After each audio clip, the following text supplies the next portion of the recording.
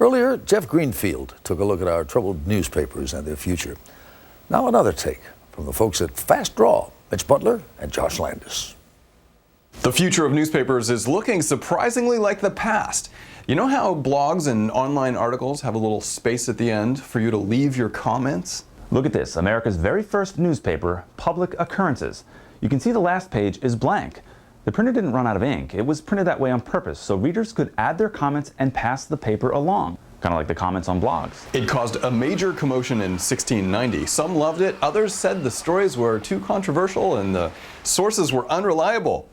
Sounds a lot like today. Back then, the earliest journalists, Ben Franklin was one of them, were a lot like bloggers, except they were called pamphleteers. They operated small presses by hand. Thomas Paine's Common Sense is one you might have heard of. It advocated American independence from Great Britain. People listened, and after the Revolutionary War, a new age of publishing began. Newspapers helped America form an identity as they debated important political issues of the time. The number of blogs is exploding today, but back in the 1800s, the number of newspapers was exploding.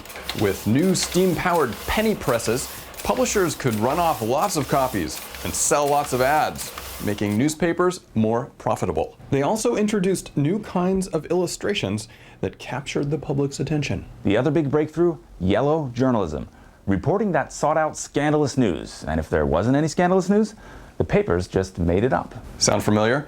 With so many blogs out there today, it's hard to know what's credible and what's not, but still, people love to read them. By 1915, there were more than 14,000 daily and weekly newspapers in the country. That was the peak. But then things changed, and the number of voices began to fall. Big chains bought up smaller papers.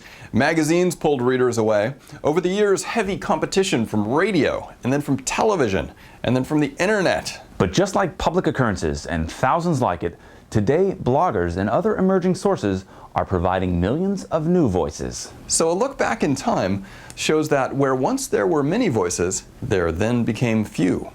That makes today look like a return to the olden days. Many voices.